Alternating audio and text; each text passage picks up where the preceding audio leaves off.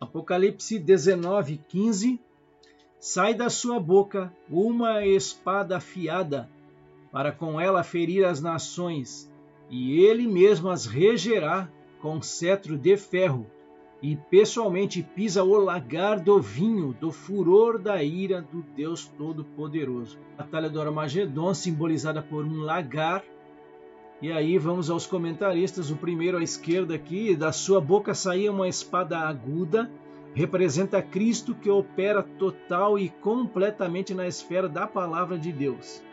Para ferir com ela as nações, todas as nações se unirão ao anticristo em seus esforços para destruir Israel. É a batalha do Armagedon. Ele os regerá com vara de ferro. Refere-se ao fato de que o Senhor da Glória não permitirá nem tolerará de nenhuma forma, ou tipo, ou modo do que rouba, mata e destrói. Ele mesmo é o que pisa no lagar do vinho do furor e da ira do Deus Todo-Poderoso. Refere-se então à batalha do Armagedon. Textos bíblicos: Isaías 30, versículos 30 ao 33, aqui o julgamento da Síria, profecia aqui que nós podemos colocar como de dupla referência. A Assíria também vai atacar Israel, e lembrando que o anticristo também é conhecido como o assírio. E aí diz o texto: o Senhor fará ouvir a sua voz majestosa e fará ver o golpe do seu braço, que desce com indignação de ira, no meio de chamas devoradoras, de chuvas torrenciais, de tempestades e de pedra de saraiva. Versículo 31. Porque com a voz do Senhor será apavorada a Síria, quando ele a fere com a vara. Cada pancada castigadora com a vara que o Senhor lhe der será o som de tamborins e harpas, e combaterá vibrando golpes contra eles. Porque há muito está preparada a fogueira, preparada para o rei, se referindo aqui ao anticristo. A pira é profunda e larga, com fogo e lenha em abundância. O assopro do Senhor, como torrente de enxofre, a acenderá. Apocalipse capítulo 2, versículos 12 e 16. Aqui a carta à igreja em Pérgamo. Ao anjo da igreja em Pérgamo escreve: estas coisas diz aquele que tem a espada afiada de 2 gumes. Portanto, arrepende-te, e se não, venho a ti sem demora, e contra eles pelejarei com a espada da minha boca. Jesus e os vencedores regerão as nações. Então é uma corregência na terra. Tenham isso em mente também. Gênesis 49, versículo 10. O cetro não se arredará de Judá, nem o bastão de entre seus pés, até que venha Siló, e a ele obedecerão os povos. Jesus e os vencedores regerão as nações. Eu deixo aqui Daniel capítulo 2, dentre outras referências que eu não vou fazer menção agora. Daniel 2, 44 e 45. Mas nos dias desses reis, o Deus do céu levantará um reino que jamais será destruído, e que não passará a outro povo. Esse reino despedaçará e consumirá todos esses outros reinos, mas ele mesmo subsistirá para sempre. Assim como o rei viu que do monte foi cortada uma pedra, sem auxílio de mãos humanas, e ela despedaçou o ferro, o bronze, o barro, a prata e o ouro, o grande Deus revelou ao rei o que vai acontecer no futuro. Certo é o sonho e fiel é a sua interpretação. Lucas capítulo 1, versículos 31 ao 33. Aqui a predição do nascimento de Jesus. Eis que conceberás e dará à luz um filho. Aqui o anjo Gabriel falando com Maria. A quem chamarás pelo nome de Jesus. Este será grande e será chamado Filho do Altíssimo. Deus, o Senhor, lhe dará o trono de Davi, seu pai. Ele reinará para sempre sobre a casa de Jacó, e o seu reinado não terá fim. Apocalipse 2, 26 e 27. A vinda da era do reino. Ao vencedor que guardar até o fim as minhas obras, eu lhe darei autoridade sobre as nações, e com cetro de ferro as regerá, e as reduzirá a pedaços, como se fossem objetos de barro. E aqui falando um pouquinho da ira de Deus, para quem acha que Deus não se ira contra as nações, Romanos capítulo 1, versículo 18, porque do céu se manifesta a ira de Deus sobre toda a impiedade e injustiça dos homens, que detêm a verdade em injustiça. Deuteronômio 32, versículos 35 e 36, a vingança de Deus no Armagedon. Minha é a vingança e a recompensa, ao tempo que resvalar o seu pé, porque o dia da sua ruína está próximo e as coisas que lhes hão de suceder se apressam a chegar. Porque o Senhor fará justiça ao seu povo e se compadecerá de seus servos, quando vir que o poder deles se foi, e não há preso nem desamparado. Apocalipse 14, versículos 19 e 20, também falando do Armagedon. Então o anjo passou a sua foice na terra e vindimou a videira da terra, e lançou-a no grande lagar da cólera de Deus. E o lagar foi pisado fora da cidade, e correu sangue do lagar até aos freios dos cavalos, numa extensão de 1.600 estádios. Apocalipse 16, 16. Então os reis do mundo inteiro ajuntaram no lugar que em hebraico se chama Armagedon. Também vimos as imagens, inclusive, deste lugar, lá em Israel, quando a gente estudou Apocalipse 16.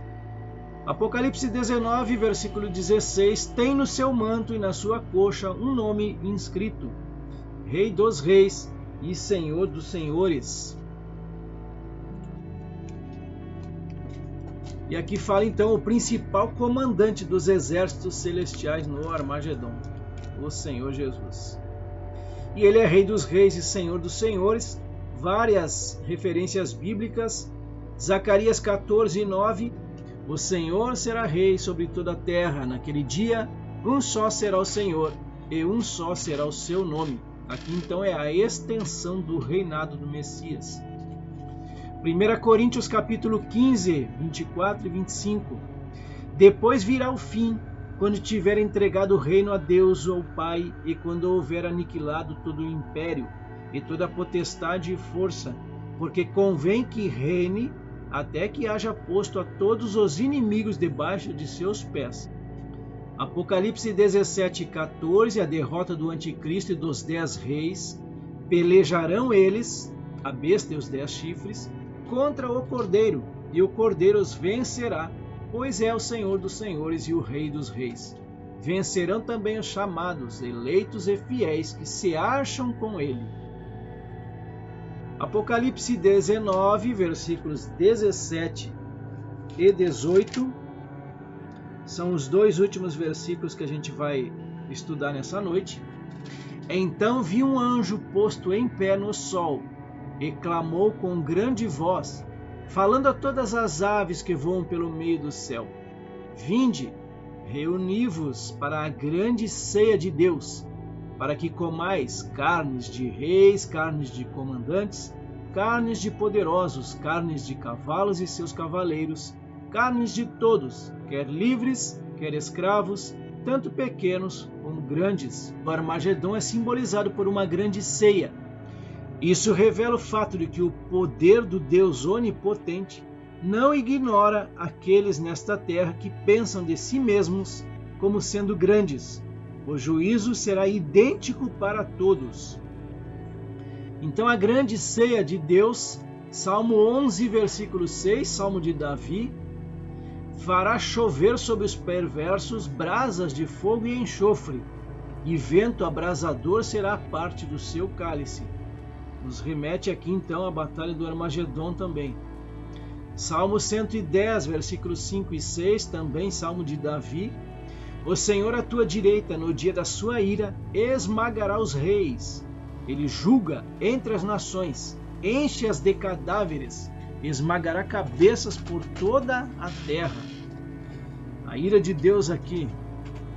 Isaías 34, versículos 2 e 3. Porque a indignação do Senhor está contra todas as nações, e o seu furor contra todo o exército delas. Ele as destinou para a destruição e as entregou à matança. Os seus mortos serão lançados fora, dos seus cadáveres subirá o mau cheiro, e do sangue deles os montes se inundarão. Nós temos aqui uma clara visão do futuro, do que será essa batalha. Ezequiel capítulo 38, versículos 21 e 22, a destruição dos exércitos no Armagedon. Chamarei contra Gog a espada em todos os meus montes, diz o Senhor Deus. A espada de cada um se voltará contra o seu próximo. Uma outra visão antecipada aqui que nós estamos tendo dessa batalha. E ele diz aqui, a espada de cada um se voltará contra o seu próximo. Contenderei com ele por meio da peste e do sangue. Mais uma visão futurística. Peste e sangue. Chuva inundante também. Grandes pedras de Saraiva também vão cair sobre os exércitos. Fogo e enxofre farei cair sobre ele, sobre as suas tropas e sobre os muitos povos que estiverem com ele. Ezequiel capítulo 39, versículos 4 ao 6, também a destruição dos exércitos nessa batalha. Nos montes de Israel cairás tu, se referindo a Gog, e todas as tuas tropas, e os povos que estão contigo.